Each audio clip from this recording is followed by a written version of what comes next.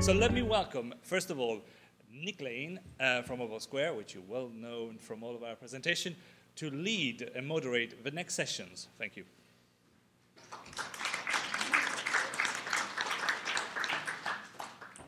Good afternoon, everybody. Thanks, Dario. We've got till 4 o'clock. We've got 25 minutes, so please welcome our panelists. Up you come, people. We've got Kevin, Aqeel, Ariel, and Waheed. If you want to pick up a mic, guys, and quickly say who you're from and why you're up here. Very, very quickly, though. That would be good. Hello. It's on? It's on, good. Kevin Graham from SMS Highway. I'm here to share experiences we have in the market working with operators and customers. My name is Aqeel Ahmed. I'm from Telenor, and I'm here to discuss how MNO thinks about this fraud thing. Ariel, Reid. I work with WMC Global, and similarly, we work in the fraud space with MNOs. Hi, I'm Waheed Adam, and I was bullied to be here, so... I'm in South Africa, so I guess I bring the African context. And you have another role? Yes, I am a global board member of MEF. There you go. Who's heard of MEF? Come on, the hands are going down. Right, before we start, I just want to show you a couple of quick slides. Looking at A2P fraud threats. This is some research of mobile operators that we've done on behalf of MEF. I'm just going to fly through this really quickly just to kind of show what the threats are, what the perceived threats and impact on monetization on mobile operators this area is actually having. So here's some of the operators that we spoke to, and this is based on what you believe is the biggest threat to the monetization of your A2P SMS traffic. If you've got really owl-like vision, you'll be able to see the categories. But let me just run through it. So the fourth biggest threat, according to operators, is phishing. The third is SIM farms. The second is spam. And the first is grey routes. Okay? So this covers all of the 13 areas of fraud that MEF had identified. And again, I think it's interesting that grey routes is number one because primary grey routes is really kind of the vehicle for a lot of the fraud traffic out there. Again, just quickly from the research, we asked the operators which of these measures do you use to help protect against fraud. The majority, as you can see, just over 80% said that they do use SMS firewalls. And the reason that they use SMS firewalls is not only obviously to protect their network, lock their network down, it's also for revenue generation. So you can see there that 6% also have an SS7 firewall, and obviously, you know, from their perspective, that's more about brand protection and also protecting the revenue generation from the SMS firewalls. And you can see there that 12.5% actually have both. And again, this is just a small sample, but you know, these are some very big operators, so it's quite interesting stats anyway. And on the right-hand side, it's what are the main factors behind you investing, and if you look at some of the biggest areas there, it is around the revenue generation. So 25% of operators said guaranteed A2P SMS revenues, 25% said the promise of A2P SMS revenues, and 25% also looked at fraud prevention. So again, there's quite a mix there, but it's pretty clear, block fraud, make money. Just from our research, so separate to the MEF research, in our A2P SMS forecast, we estimate that about 40% of operators globally have invested in a next generation SMS firewall. We believe there'd be about another 20% of operators that still operate what we believe is a first gen kind of spam blocker kind of firewall. So typically, we estimate about 60% of operators are yet to really kind of fully monetize the A2P SMS opportunity. So the impact that that's having on the marketplace, as you can see now in nice big black letters, is that between 2018 and 2023, because of the amount of grey route traffic, $50 billion worth of A2P messaging is being lost to grey routes. That's on average just over $8 billion a year. That's huge. Given that we have the A2P SMS market worth at about $14.5 billion at the end of 2018, that's a significant amount of revenues that's being lost to grey. So grey really is having a very negative impact on what is a a very kind of vibrant marketplace today. So the report that we're doing in conjunction with MEF, that will be made available next week at the MEF website. And I'm sure more details will be shared very soon. But for now, we're just going to kind of start, and we've got about 20 minutes to discuss a few areas of fraud. If we've got time, we'll ask some questions. But if you're really desperate to ask a question, wave your hand frantically and shout, and we'll try and come to you. Is there anything else? No. Okay, ladies and gentlemen. So first thing, how damaging is fraud? So the Telenor perspective, A2P SMS fraud. Is it something that you think is damaging overall to the industry? You guys are locked down, so you're kind of above all this, I imagine. But what's your take on this? Yeah, I think fraud is really an important area for us because it's really impacting our customers. So that's why I think in beginning 2015 we started with putting the SMS firewall in our business units, like in Myanmar, in Thailand, and in Pakistan, and some of our Norwegian countries. So we started with monetizing the A2P gray trafficking, and we see a big potential. Because in your presentation you mentioned that around more than 80% are having the SMS firewall, and they also see the revenues growing there, but nobody is invested in the signaling firewall because there is no dollar value against protecting the signaling network as such, because it's a little bit hard to monetize if we are investing in the signaling firewall.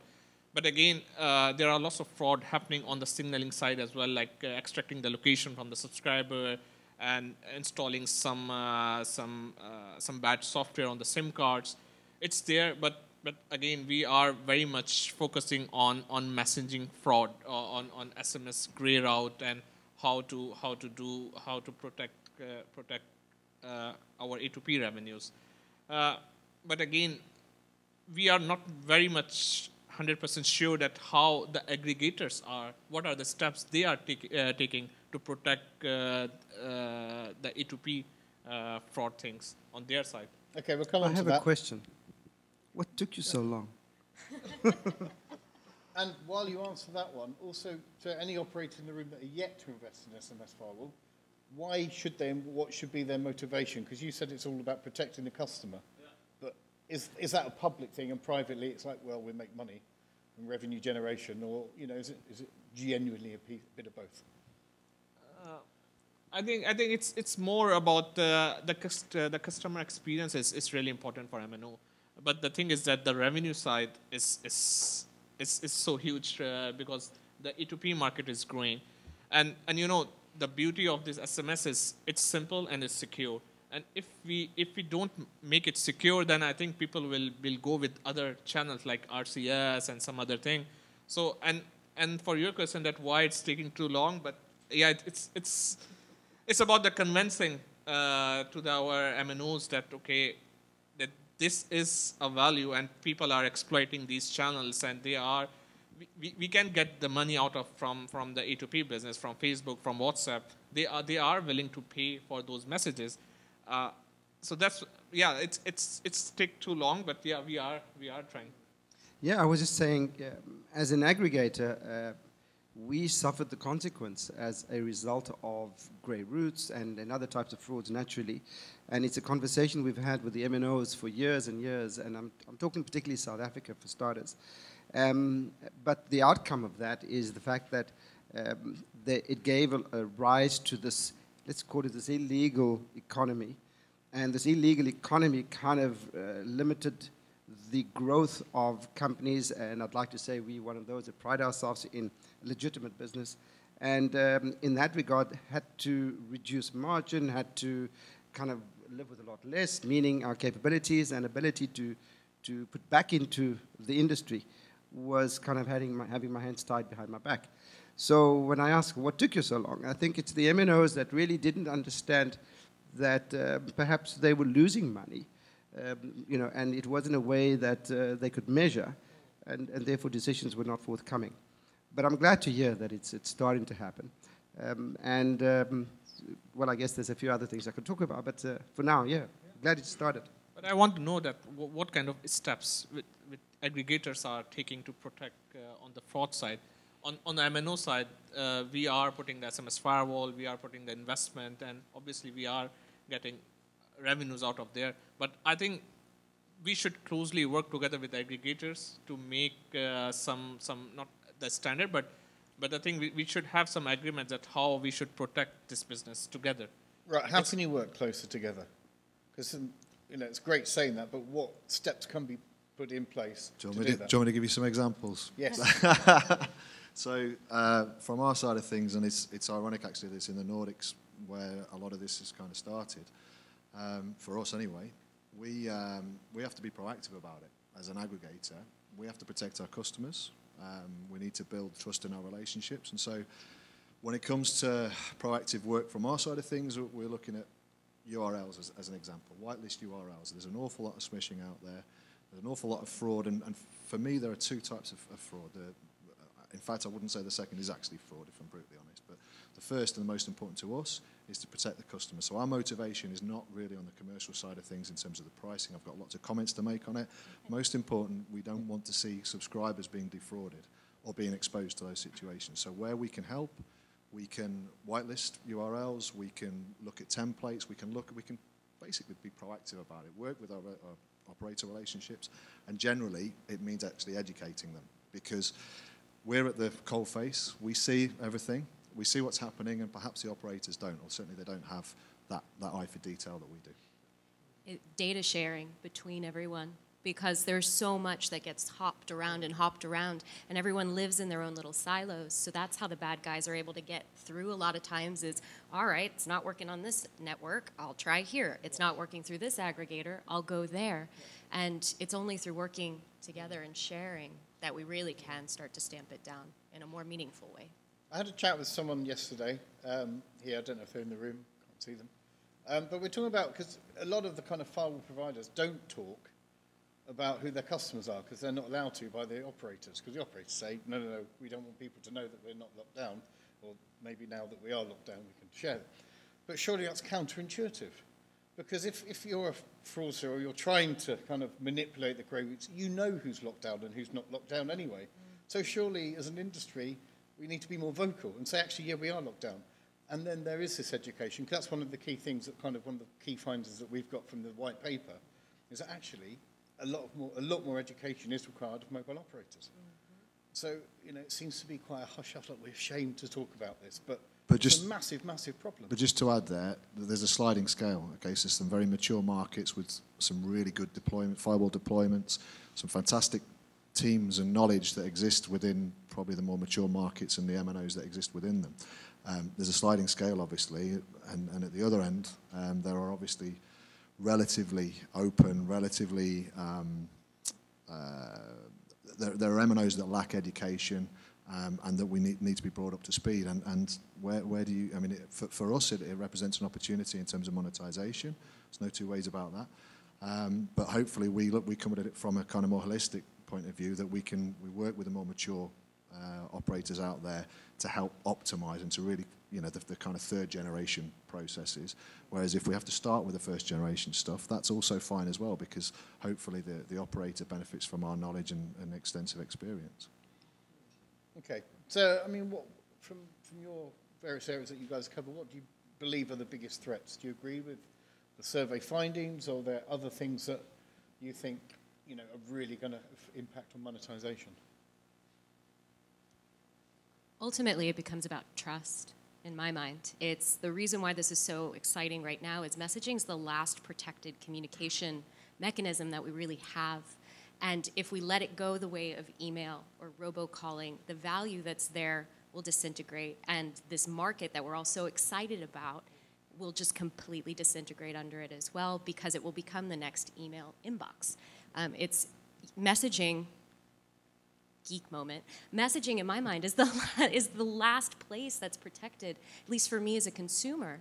And if we don't try to stop fraud now at the get-go. My favorite is there is no fraud on SMS, it's protected. Not true, and the more valuable and the greater that it grows, the more fraud we're going to see because it's going to attract the eye of the fraudsters. They're going to start trying to infiltrate it because they're going to make money off of it because the consumer is using it and liking it. So how's the technology right now to protect the consumer? Is it sufficient, and how far ahead are the fraudsters? Because is it cat and mouse that they're always X amount of fraud ahead and we're always playing catch up, or is it closer? Kind of what are we seeing here? I think it depends. I think it's none of the solution provider are 100% guarantee that there will be no fraud in the network. There is always something happening. So it depends at what kind of approaches you are trying to protect the fraud. Some are reactive approaches, some are proactive approaches. So you need to see the balance. And the thing is that how fast you can react if something happens. So I think the technology is there, but the processes are not 100% aligned and how to react on those incidents if something happened already. So because if it's sometimes really difficult to implement some rules or some configuration in the system, because it could hamper your actual P2P subscriber or your A2P subscriber. So sometimes MNOs are really very reluctant to do very aggressively when you want to apply something new to protect those fraud things. And if I can add, I think you have, and let me say it bluntly, the egos of the MNOs, the egos of the corporate world that suffer the very consequence of this fraud. And what I mean by that is, if we take the MNOs, for example, or let's take the banking industry for argument's sake. No one wants to go to the market and talk about the education required, because if we are going to stop this, the biggest line of defense would be education. How do we educate the consumer to understand the various types of fraud so that they know what to filter? But the banking world don't want to take on that challenge on their own. So each brand is concerned about the fact that if I go to market to educate the market about a certain type of fraud or fraud types, then it is deemed that we are the bank that's suffering the consequence. And because they worried about their brand, they don't educate the market. So collaboration is required between the MNOs, as you pointed out earlier, but so between the banks, if we talk about bank fraud and the other environments, in order to get that message across to the consumer. So with RCS, things are going to go digital. Fraud is going to go digital. Not that it isn't already, but in messaging, this is going to be coming. So are we in a position to protect what is quite a pure and clean network right now, although there is some fraud on there? But, you know, are we doing enough to kind of combat this potential threat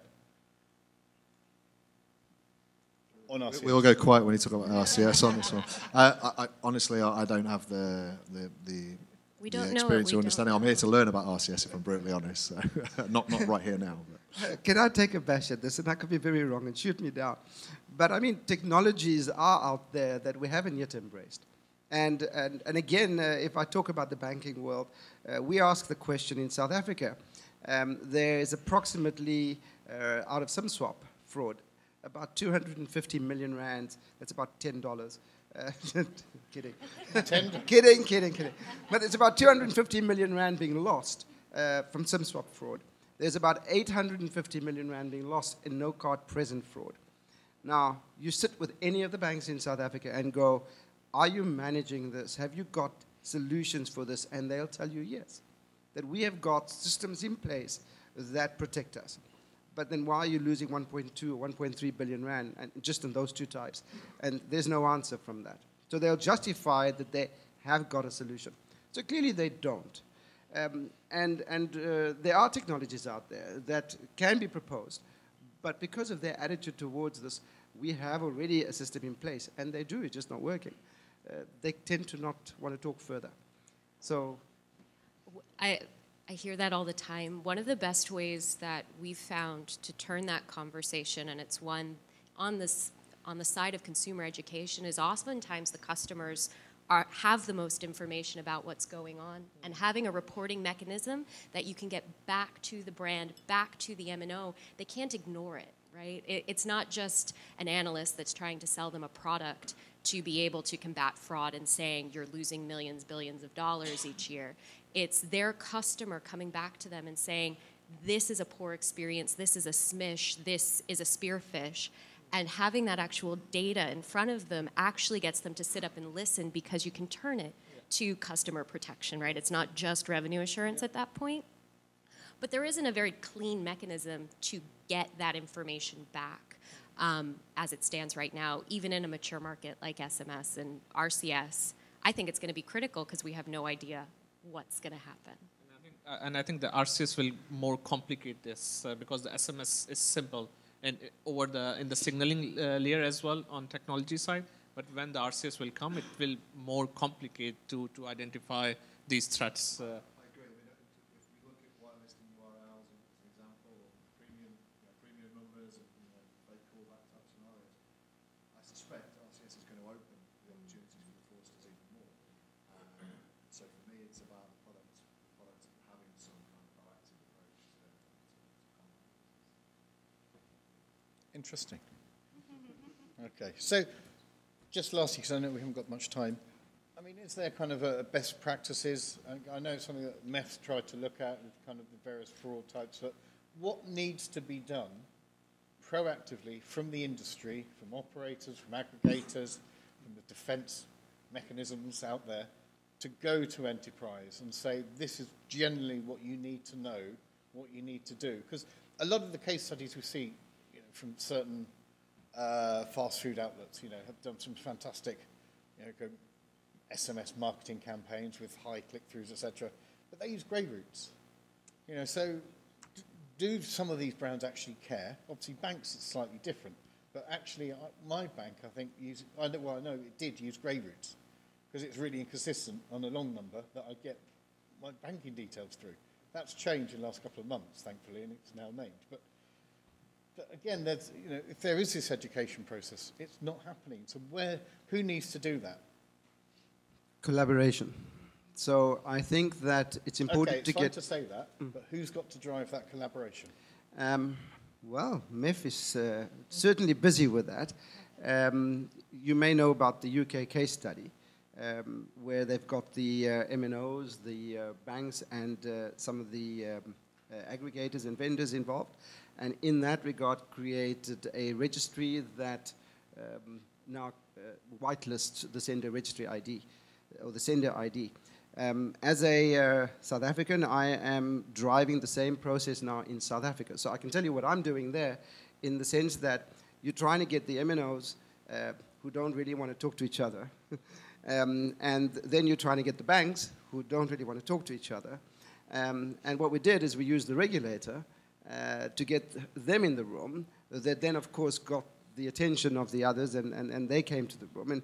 And we closed the doors, we locked it, and we put MEF sign all over it and didn't let them go until we had a good, clear conversation.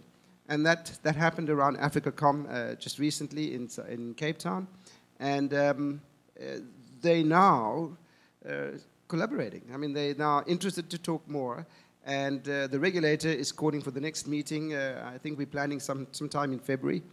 But bringing them together to collaborate, to have this discussion and be honest and open about it is now starting the education process. And one of the things we'll do will be the a registry for the sender IDs, and whitelist that.